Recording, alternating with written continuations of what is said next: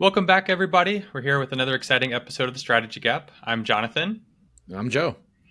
and today we're joined by Deborah Rattler. Deborah has an extensive amount of experience with responsibilities that have included government, finance, marketing, product development, procurement operations, strategy, brand management, and much, much more.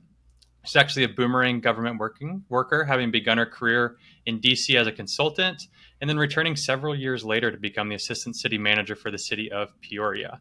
But beyond that, her industry experience has included many other industries like consulting, pharma, financial services, manufacturing, and of course, government. And she most recently served as the VP of Administration and Strategy for a regional ambulance company. Deborah is driven by a passion for the employee and deep experience in strategy, innovation, and change management. She takes pride in developing the best environment for results to thrive, all supported by a data driven understanding of the organization. So, Deborah, welcome to the show. Thank you. Thank you. I'm glad to be here. Thank you. Perfect. Well, obviously, there's a ton that we can unpack in our conversation today across all your experience in different Sure. industries and different types of organizations. But really, one thing that struck me from our initial conversation that I wanted to start with is your concept. I think we talked about it as the iceberg of an organization. There's all Right. sorts of theories that say that 20% of organization of work drives 80% of the results. But I think from your perspective, it was people spend a ton of time on what is at the top of the iceberg and often Yeah. forget about what's beyond that. So maybe let's start there. How do you think about the concept of an iceberg in terms of organizational strategy? Yeah. So we had spoken about this earlier, and I think when you think of an iceberg and you look at it and you see this majestic, amazing thing, and you, if you're lucky enough, float by it, right, rather than into it, you think you're seeing it, right, and yet there's so much below the waterline. In fact, 90% of it is below the waterline as a rule of thumb. And so when you're operating in an organization and trying to get things done and trying to understand things as a leader, especially, we tend to revert to thinking about our functions and our teams in terms of what's above the waterline. And so it's whether you call it a hidden factory or whether you call it whatever language you use, there's all this stuff you just aren't immediately thinking about and understanding. And this is an increasing problem as folks get more senior and tend to get responsibilities over functions where they may not personally have deep expertise. And so that's one of the places where really having a methodology or having an approach to understanding what you're doing is really important, because if you walk in and just look above the waterline and you say, I'm going to use the 80-20 rule and I'm going to figure out that 20% I need to know to really run this team, you're only going to find 2% of it. And that is really, really, really a disservice to your leadership. So that's kind of where I was starting at in talking about what are you observing as you're developing a strategy, as you're understanding where you are, and as you're envisioning where you're going. That it's so important to be aware, to be really intentional about looking below the water. In your experience, which role in an organization is best served to do the peeking under the water? Because you would think that there's probably only a select few that actually know what's happening under, and the less that know, the worse you're off, I suppose. So who in your, especially with a change management lens, who is the best person to peek under the water and see if it's the size of Mount Everest, or if we're talking about a smaller iceberg? Who's doing that work? So I think as you're building a strategy, if you're going to be accountable for a change, you have to look. And frequently, I think the form that this takes is using facts and data, and sometimes really focusing or figuring out how to focus on the proper outcomes is what's highlighted. And I think that's important. But if you don't have facts and data for the whole process or the whole value chain, you're probably going to miss some significant opportunities when you're thinking about improvement and innovation for your organization or function. And so anyone who's accountable for strategy, I think, needs that type of look under the water mindset. There's a lot of ways to do it. But it's definitely, I think, part of the responsibility of any leader to have ways of doing that for your organization. Got it. Yeah, that definitely makes sense. I think one thing that a lot of organizations struggle with is they may have access to that data. So let's say I'm a senior leader stepping into a new role. I'm starting to understand, or I need to figure out what is under the waterline. I take a look at all this data, but you at times get analysis paralysis with too much information to look at. Yes. If you are that new leader stepping into an organization, where do you focus that effort to really identify the items underneath the waterline that can drive that impact moving forward? I always start with people. And it's surprising because, I've been talking about facts and data and building a value chain and things like that. Uh, but I always want to start with people. And most commonly, what I'll do is I will have essentially focus group sessions with my teams and ask them about how they feel when they walk in the door and why. How do you feel when you walked in the door today? How do you feel when you walk in on Monday? Why? And we collect all of those responses and summarize them as a team. Then I have another meeting usually that says, how do you want to feel? And I will tell you, in all of the years that I've done this, all of the times that I've done this type of exercise, no one has ever said to me, I feel exactly how I want to feel when I walk in the door. Yeah.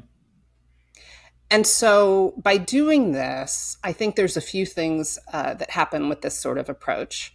The first is that by talking about how you feel, it gives you a place, I think, as an employee to identify pain without complaint. It gives you a place to be heard and connect with your leader. And for me then to start to understand where I should be looking, what I should be looking at, right? And then the data comes in after that. And then when the strategy comes back, you characterize it in terms of what everyone wants out of the organization, which is to feel good when they walk in, to feel successful, to feel opportunities for advancement, lots of generic things. But when they come from your team and you've really shared a moment where you say, we agree, this is the most important thing for us to be reaching for. This is the most important thing that we want to feel better about. You're giving yourself that proxy. And it's a place where I think people, an approach where I think people are more likely to be astonishingly honest about problems.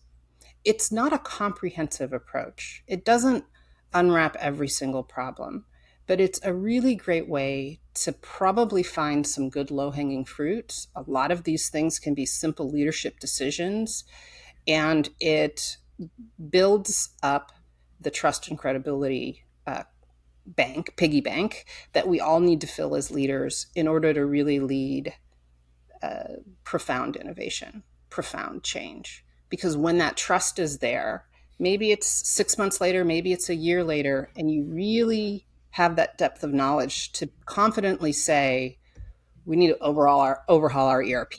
We need to invest, massively in some area, or we're going to take a leap forward. The technology we're using is really based in on-premise, and we need to go to the cloud, or whatever that item is. That could be a pretty major change. The trust is there because they understand that your first priority when you walked in the door was them, was making their job and their life better. And if you can't base your leadership in that, you're probably going to have a really tough time developing strategies that actually engage the whole team and have them all rowing in the same direction. To that end, you peek under the iceberg, you see a bunch of scary things down there, and you attempt to then engage those scary things to make them slightly less scary, getting their feelings on things and making genuine strides to improve. But I don't know if your experience is similar to mine, and Jonathan can speak to this as well. Most people view a strategy or a strategic plan as extra work. No matter how it's couched up, they go, "I have a day job," and if they're not saying it out loud, they're saying it in Hmm. the dark corners of the hallways. I have a day job. I don't have time for this, and that's usually the default position that is entered Absolutely. into. Like nobody goes, "Wow, Yeah. I am so fired up on the strategy. I can't wait to work hard on that in addition to everything else I have." So how do you balance that where strategy sometimes is extra, but it also needs to be done, and you also people do have day jobs. So how are you balancing that so that people actually want to engage in that change management exercise? First, if you have a strained team, you definitely need to find the low hanging fruit, the quick wins to bring to the table, and you need to be willing to deploy those. But secondly, as you look at employee engagement, employee capability, employee skill, you have to be realistic about what's available to implement. And I think the key thing there is limiting the number of goals. Be aware of how your goals are going to affect the team and who on the team is bearing the burden. I really I can't emphasize enough. If you don't know who's going to do the work, then you aren't looking below the waterline enough, right? And we don't want a situation as a leader. I don't want a situation where every single special project, every single change, I go to Jonathan. I go to Jonathan. I go to Jonathan. What's going to happen between Jonathan and Joe on this team? Is that going to be harmony and high quality interactions, or is there going to be maybe a little resentment that you are actually creating on your team, tension you're creating on your team because of that decision?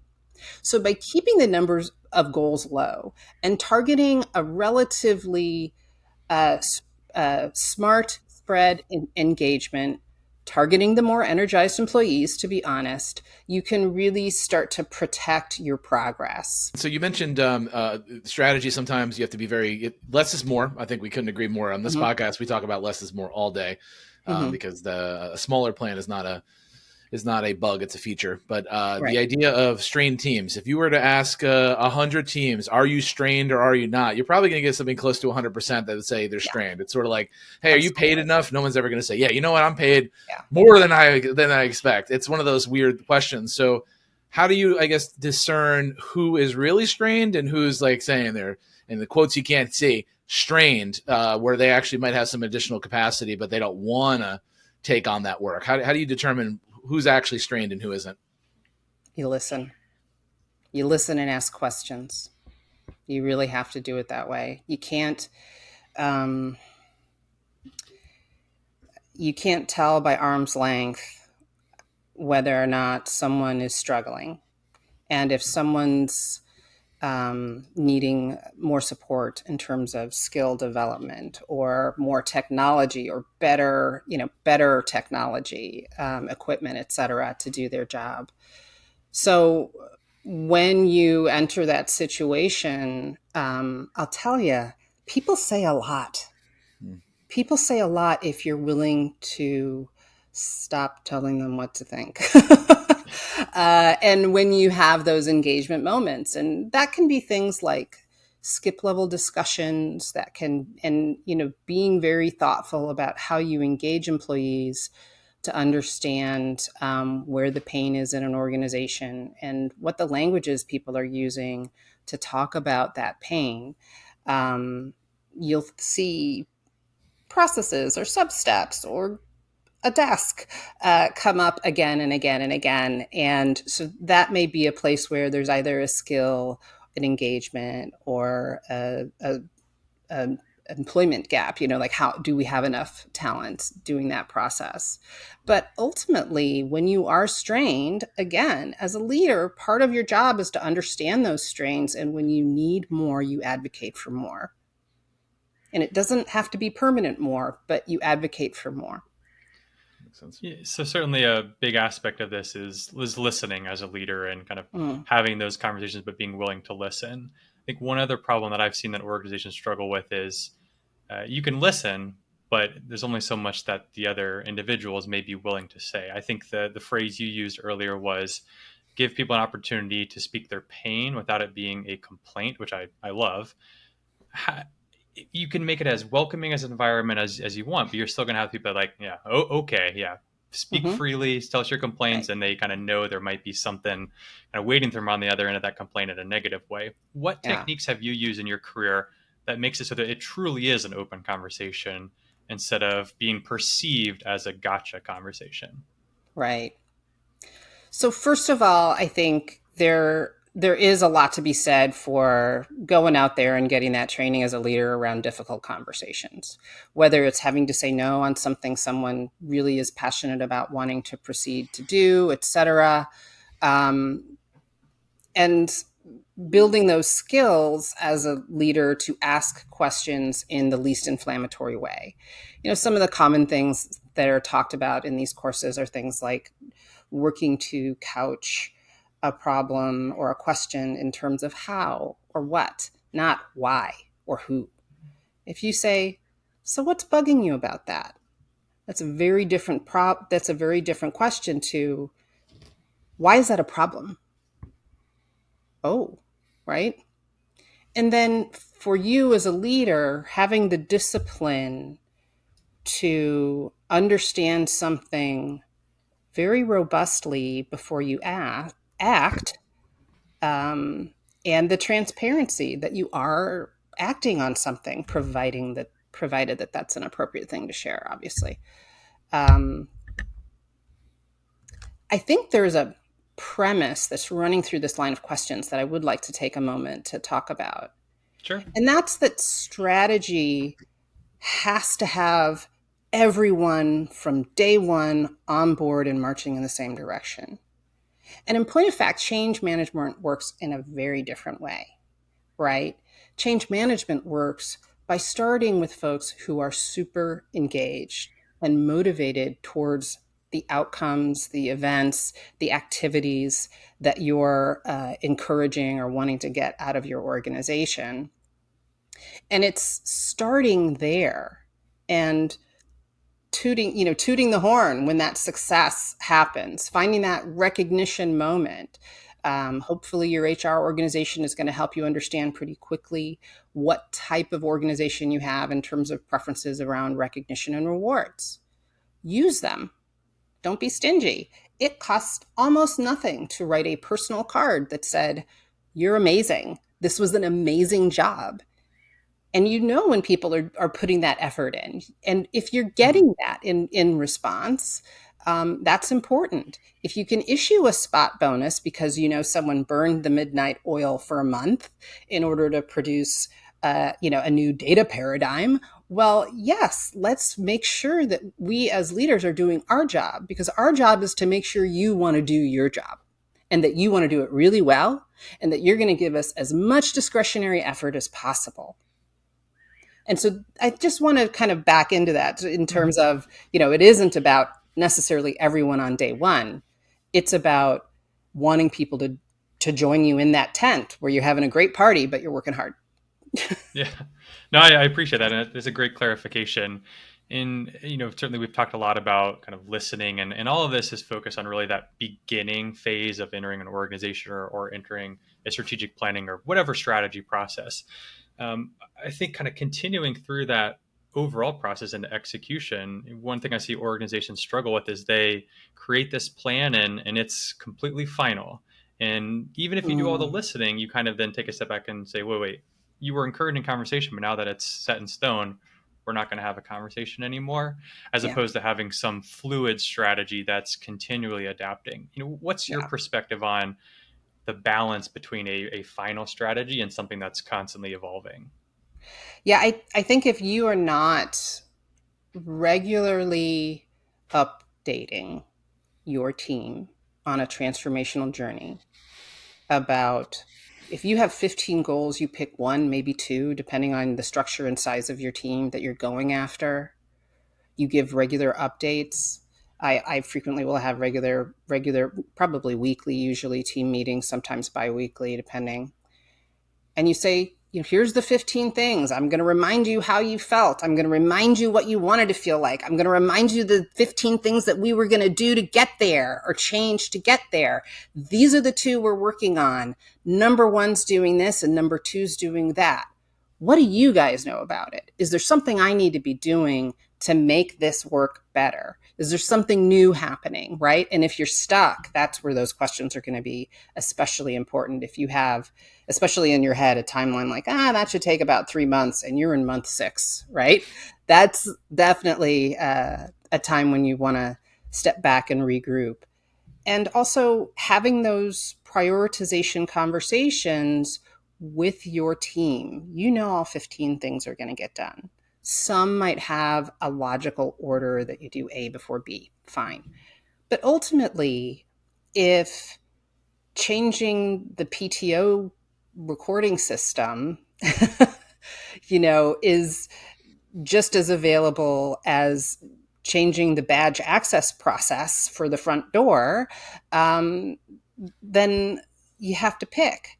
If you can engage the team on that pick, and they can feel that ownership, a lot of times that also can keep them on the path to keep beating that drum. But you have to be transparent. You have to be absolutely disciplined that they are part of the solution. And if they're part of the solution, you have to be communicating. That is where you figure out whether or not the 15 items are still the right 15 items. That's where the team, those meetings is where the team should be able to come to you and say, you know, there's a new product out. Microsoft, I remember when Pages came out. I'm dating myself. When Pages came out, and people were like, we don't need a steno pool anymore. We don't need to learn shorthand anymore. We have we have Pages, or we have Lotus Notes, or whatever the first products were out there that were helping teams transform how they do work on a daily basis. You can't anticipate those things, but you can have a whole team of people looking for those things for you if you make them included in the solution, included in the steps, informed, help them feel like they're inside the tent. If you're outside the tent, you don't behave nearly as well as when you're inside the tent. And so those are it sounds really trivial to say communicate, communicate, communicate, but it's not just that. It's really admitting, this isn't going like I was thinking it would go. What do you guys think? It's that little bit of vulnerability that allows others to say, I can be vulnerable too. It's okay if I'm imperfect, because my sharing that is now going to allow the team to be better, the organization to improve. And when people share those little vulnerabilities and you respond with, yeah, let's work on that. Or, you know what? I want to spend some time with you on that. I'm going to set up a meeting. And people hear that. People hear that attentiveness. That's really important to making sure you're sustaining that energy over time and keeping folks, again, inside the tent. I think you're bringing up a good point. The idea of, we talked about earlier, you talked about the idea of like people love being recognized. That's a huge thing. That's a major motivator for folks. We use a system internally. It's a HR management system called Lattice that allows you to do shout outs. They're facilitated through Slack, and it's a very popular thing that we have here. Yeah. But the other thing that you talked about, because that doesn't cost money, right? But the other thing that doesn't cost money is people feeling they're in the tent, right? The idea that one of the most famous songs from the Hamilton soundtrack is "In the Room Where It Happened," right? Yes, Everyone wants to be in the room where it happened. It was the cause of all the angst in that whole story. Aaron Burr really wanted to be in that room. You can argue if he should have been or not, but the point is, if he was just a little bit in the room, maybe a lot of it could have been avoided. And I think sometimes leadership puts up walls to say, well, for these reasons, these people don't need to be in this conversation, versus there would be probably a real material benefit to at least including them on some of those. So how do you balance it where not everybody, the tent can't have 100 people in it at all times. Some decisions need to be made in a smaller group. But when do you then make the decision to bring other people in so they feel like they're actually part of something, and therefore it's our strategy versus your strategy? Yeah. So, this is sort of an interesting dynamic. So when you get to a place where you're 2 or 3 levels removed from the front line of an organization, you do start to talk about a different method of communication. And this is more about how you train your leaders to engage their staff again, it starts to transform so that you have a consistent expectation. You deliver that to your team and you let them know explicitly what you're expecting from them in terms of how they're delivering to their team. And there's fantastic tools available nowadays where you can really check in on the motivation, psyche, engagement of a team very quickly and very easily and very consistently, so that you can see whether or not messages are hitting, whether or not information is working its way through the organization in an appropriate manner, or if hanging chads are getting attached to the message, which is always a little bit of a risk. So, as a senior leader, not with those layers, you have to think through, how am I going to get this message out? And how do I invite people to be at the table? So if you're using a product,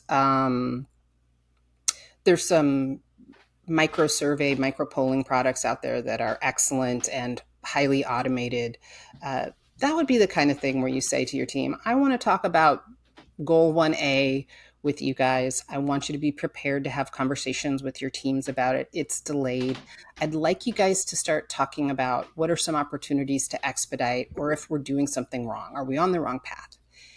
And then you have those tools, those engagement tools, reinforce both the message and the invitation to contribute. Mm. And you will get people who say, I never answer those polls. I understand that. Again, it's not all 100 people that need to respond in order to have a good strategy, right? But it is some.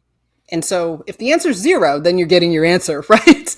Right. But I think it is, as a leader, about how you structure thoughtfully not only the dissemination of that strategic information, but also an intelligent awareness or feedback loop. And this, again, it kind of depends on the size of your organization.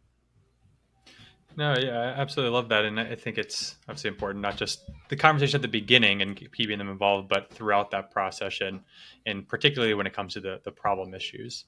Taking a diversion a little bit away from this topic, but still aligned, is we have listeners and speak with people across all different industries. And I know one thing that they often are curious on is, how similar or different are these types of problems and solutions based on the size or the differing sizes or industries or complexity of an organization.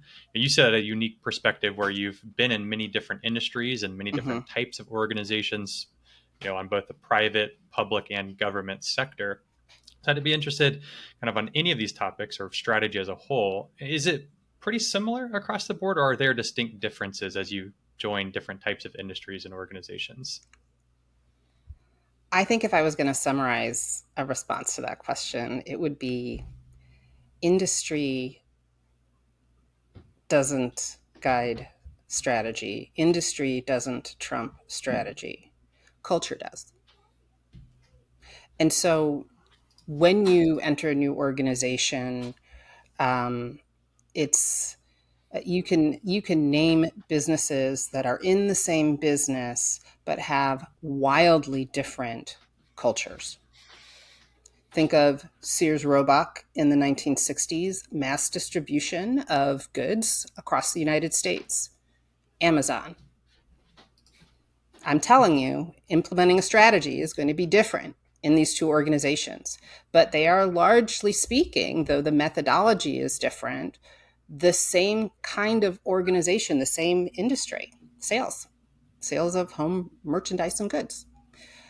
And so when you enter an organization, while understanding the industry is important because there are regulatory limitations and all other legal things, all kinds of stuff that can come up with that, the culture of the organization is what you really need to operate inside of. So I've worked in high data organizations. Amazon is probably the most intensive high data organization that I've worked in. And I've worked in high touch organizations, small businesses, small consultancy in Washington, D.C., where it's really just knowing the people inside of that 10-person office really well. That's going to really be important if you want to implement a change. And so understanding how culture creates avenues of opportunity and massive hurdles is incredibly important. And if you aren't quite sure, building those allies to help you navigate pretty, in your early days, weeks, months on a job is going to be important, because if you come to a, uh, a small business that's all about the leader and you say, here's the facts and data, here's the facts and data, here's the facts and data, okay, that could completely bounce off the surface. Whereas if you go into a high data environment or a really data dependent environment, that might be all it takes, and suddenly millions of dollars are spent. So I really would say that as we think about industries, I think we're more thinking about the personalities of major players within that industry, and that it really boils down to understanding the culture of your specific organization.